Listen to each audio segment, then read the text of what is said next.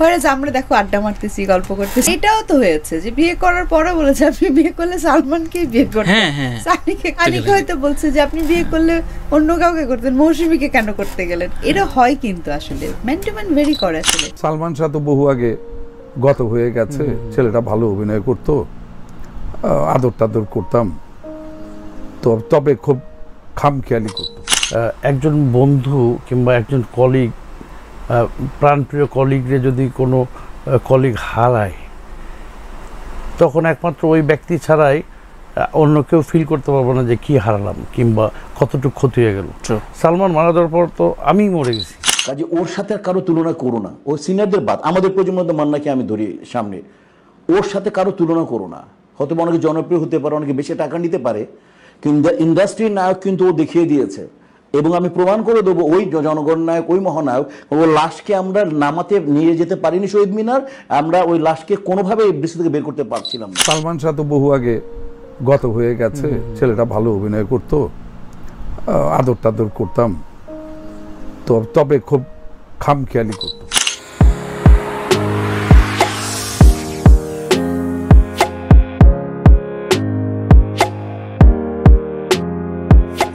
খুব ভালো ছিল রানবীর ভাই, এটা আমাকে সবাই কোশ্চেন করে, এটা আমি অনেকবার উত্তরটা দিয়েছি। ওর সাথে আমার একদম ফ্রেন্ডলি কাজ করেছি আমরা, এরকম কোনো ছিল না যে আমরা দুজন নায়িকা ছিলাম। সালমান শাহ আমার সাথে খুব ভালো, আমি জানি না, যেহেতু আমাদের কাজও হয়েছে 2 সেটে, কখনো একসাথে কাজ হয়ে একবার শুধু একসাথে কাজ হয়েছে, এন্ড সিনটা একসাথে কাজ হয়েছে, আর মাঝখানে একটা সিকোয়েন্স আমি আরো একসাথে হয়েছিলাম, আমি শাবনুর আর সালমান, কিন্তু অলমোস্ট কাজ কিন্তু দুজনে একদম সেপারেটলি। ওর সাথে এরকম আমি জানতাম না, কিন্তু আমার সাথে অনেক ফ্রেন্ডলি ছিল। কেমন আমি বলবো, তখন আমার আর সালমান কারোই গাড়ি ছিল না, আপনার মনে আছে সালমান আর শাবনুরের ফার্স্ট ছবি কোনটা ছিল? ছিল কি যেন, ওই ছবিটা কিন্তু আমার আর সানির করার কথা, কিন্তু আমরা ডেট দিতে পারিনি ওখানে। পরে সালমান আর শাবনুর করলো, তো সমস্যা কি? কোনো সমস্যা নেই তো। তাই বললাম ডেফিনেটলি দোয়া করবো, কেন দোয়া করবো না, আমি আসবো। হ্যাঁ অবশ্যই, এবং আমি গিয়েছিও তাদের শুটিং এ, মাঝে মাঝে আড্ডা মারতাম যখন, তখন বলতাম যে দেখো কত মানুষ কত মারামারি করে, এ শাবনুরের পক্ষ, সানির পক্ষ, সালমানের পক্ষ, হয় যে আমরা দেখো আড্ডা মারতেছি, গল্প করতেছি। এটাও তো হয়েছে যে বিয়ে করার পরে বলেছে আপনি বিয়ে করলে সালমানকেই বিয়ে করতেন। সানিকে হয়তো বলছে যে আপনি বিয়ে করলে অন্য কাউকে করতেন, মৌসুমীকে কেন করতে গেলেন। এটা হয় কিন্তু আসলে ম্যান টু ম্যান ভেরি করে। আসলে একজন বন্ধু কিংবা একজন কলিগ, প্রাণপ্রিয় কলিগরে যদি কোনো কলিগ হারায়, তখন একমাত্র ওই ব্যক্তি ছাড়াই অন্য কেউ ফিল করতে পারবো না যে কি হারালাম কিংবা কতটুকু ক্ষতি হয়ে গেল। সালমান মারা যাওয়ার পর তো আমিই মরে গেছি, আমি জীবিত মৃত বলতে পারেন। ওই যে প্রথমে বললাম যে তুই নেই আজ, তাই আমার সমস্ত আনন্দই অপূর্ণ থেকে যায়।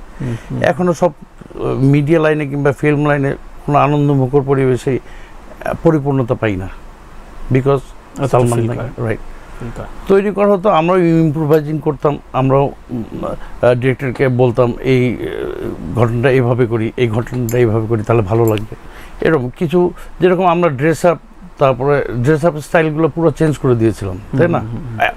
ম্যাক্সিমাম করতাম আমরা যখন আড্ডা মারতাম, টপিকস নিয়ে যখন আলোচনা করতাম কিংবা কথা বলতাম, আমরা কামিং মুভিগুলো কীভাবে ডেভেলপ করা যায়, কীভাবে ড্রেস আপ, কীভাবে ডায়লগ ডেলিভারি ডেভেলপ করা যায়, এগুলো নিয়ে অনেক চিন্তা করতাম, অনেক আলোচনা করতাম। কথা এত বছর পরে আজকে আমি একটা কথা আমি স্পষ্ট করে বলবো, সেটা হচ্ছে যে আমি আমার ছোট ভাই বলেন, বন্ধু বলেন, তার ছোট ভাই ওয়াইফকে আমি অনেক শ্রদ্ধার চোখে দেখি, কিন্তু সালমান যে মেয়েটাকে বিয়ে করেছিল আমি তাকে শ্রদ্ধার চোখে একদমই দেখব না।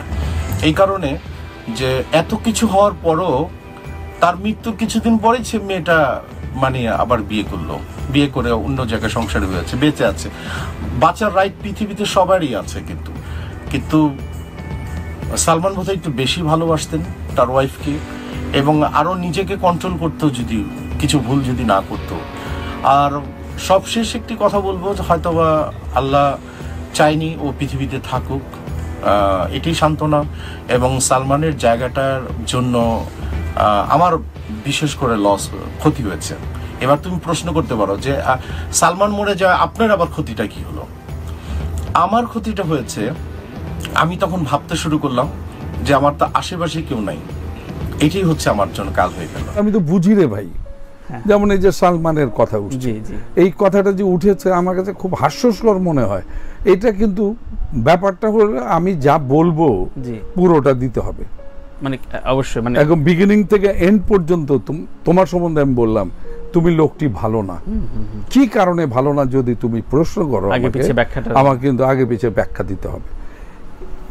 একটা অন্য ধরনের প্রসঙ্গ ছিল, সেই প্রসঙ্গ থেকে চট করে সালমান শাহর কথা বলছে। যখন বলেছে আমি বললাম যে কি বলছো আমি ঠিক বুঝলাম না, সালমান শাহ তো বহু আগে গত হয়ে গেছে, ছেলেটা ভালো অভিনয় করতো, আদর টাদর করতাম, তো তবে খুব খামখেয়ালি করতো। কীরকম? আমি চুলটা কেটে শর্ট দিয়েছে, সেম সিকোয়েন্সে ওই দিন প্যাক আপ, 1 মাস পরে বা 2 মাস পরে আবার ওই শিডিউলটা পেয়েছে, দেখা গেছে ওর মাথার চুল বড় বড় এবং ঝুঁটি বেঁধেছে। এই কন্টিনিউটি নেই, যার কন্টিনিউটি থাকে না তাকে আমি অভিনেতাই বলি না। লোকে দিয়ে ফান্টার অ্যাডও করাইছিল, অনেক ভালো, একটা অনেক পপুলার হয়েছিল, আফজালামকে তো অনেক ভালো ভালো অ্যাড করতেন।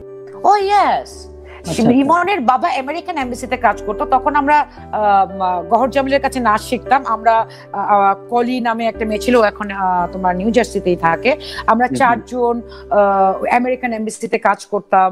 ইমন আমাদের সাথে থাকতো। ইমন টিভিতে ক্লিক করতে পারেনি, ইমন অ্যাডেও ক্লিক করতে পারেনি, এটা দুর্ভাগ্য, কারণ ইমন অনেক গুড লুকিং। ইমন যে কি ভালো মানুষ তারেক, আমি তোমাকে বুঝাইতে পারবো না। আমি যদি মালিক আফসারির এই ঘর এই সংসার কমপ্লিট করতে পারি অনলি ফর সালমান শাহ। তোমরা মনে সালমান শাহর ভক্ত আর আমি ভক্ত মান্নার, তোমাদের পছন্দের মধ্যে বয়স একটা ব্যাপার তো কাছাকাছি মনে করো তোমরা। আমি ব্রাজিল সাপোর্টারই হব স্বাভাবিক, তোমার আর্জেন্টিনা হওয়াটাই স্বাভাবিক, তুমি জায়গা ডিফারেন্ট হোক, কিন্তু স্বাভাবিক কারণ তুমি মেসিকে পছন্দ করবা। মনে করো আমি রোনালদোকে দেখে আসছি বা পেলেকে দেখে আসছি বা জিকোকে দেখে আসছি। এখন ঘটনা হচ্ছে যে আমি কিন্তু মহানায়ক বলি আমাদের প্রজন্মের, খেয়াল করে দেখেছি, এবং কোন একটা অনুষ্ঠানে বলছেন নো সালমানের চাইতেও আমি এগিয়ে রেখেছিলাম। কারণটা আমি বলি উদাহরণ, গবেষক, প্রভাষক এবং চিন্তাবিদ, ইন্ডাস্ট্রি নিয়ে ভাবতো ছেলেটা, কাজে ওর সাথে আর কারো তুলনা করো না। ও সিনিয়রদের বাদ, আমাদের প্রজন্মের মান্নাকে আমি ধরি সামনে, ওর সাথে কারো তুলনা করো না। হয়তো অনেকে জনপ্রিয় হতে পারে, অনেকে বেশি টাকা নিতে পারে, কিন্তু ইন্ডাস্ট্রির নায়ক কিন্তু ও দেখিয়ে দিয়েছে, এবং আমি প্রমাণ করে দেবো ওই জনগণ নায়ক, ওই মহানায়ক, ওই লাশকে আমরা নামাতে নিয়ে যেতে পারিনি শহীদ মিনার, আমরা ওই লাশকে কোনোভাবে বৃষ্টি থেকে বের করতে পারছিলাম না। কিন্তু ওর আগে কিন্তু সালমান শাহ মরে গিয়েছিল, সালমান শাহের এত ক্রেজ হয়নি। তো জনগণের নায়ক কিন্তু হচ্ছে মান্না এবং ইন্ডাস্ট্রির নায়ক মান্না, আর আমাদের প্রজন্মের মহানায়ক। কাজে এর সাথে আপাতত কারোর সাথে মিলাবো না, সাকিব খান কারোর সাথে মিলাবো, মান্না মহানায়ক মনে করো, ও ইন্ডাস্ট্রি নায়ক। একটা মানুষ ক্লাসে নাম্বার 1 থাকে, এটা স্বাভাবিক। আপনার ক্লাসে যদি 20 জন স্টুডেন্ট থাকে, একজন তো এক নম্বরে থাকবেই। এখন সেই 1 নম্বরের কাজ কি? সবাই সাথে যে আমি ভালো রেজাল্ট করতেছি, তোমরা কেন পারতেছো? তোমাদেরও তো উচিত আমাদের সাথে কাজ করা। এখন আপনি যদি 1 নম্বরে থেকে আপনি যদি ডোমিনেট করেন যে অমুক ডিরেক্টরকে যে আমি পরবর্তী সাইন করব, আমার এত টাকা দিতে হবে, এই যে ডোমিনেট করে পরবর্তী কাজের সাইন ইন মানি নিয়ে রাখা, অন্য আর্টিস্টের ভালো সিন হইলে সেটাকে ফেলে দেওয়া, যেই হোক, which is crime, 100% crime। আরে ভাই, আপনি যে মানে সারা বছর আপনি বাংলাদেশ ইন্ডাস্ট্রিতে থাকবেন, এটা আপনি কি করে বিশ্বাস করেন? আজকে মান্না ভাই সুপারস্টার, মান্না ভাইয়ের মতো লোক আজকে হঠাৎ করে চলে গেল আমাদের মাঝখান থেকে।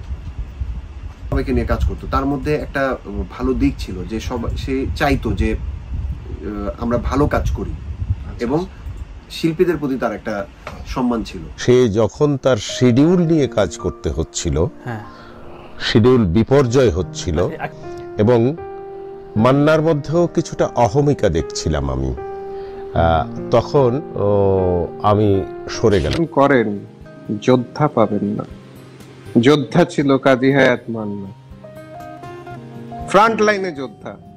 অনেক হুমকি শুনেছি, ফেলবো। মান্না আঙ্কেল একদিন দৌড়ায় চলে আসছে ইয়েতে, আমার বাসার সামনে গাড়িতে, মারুফ নাম, কি তোমার আব্বা কোন? আব্বা তো বাইরে। কমুকে ফোন করে বলছে গুলি করে মেরে ফেলবে। কই সে? বাইরে অমুক জায়গায়।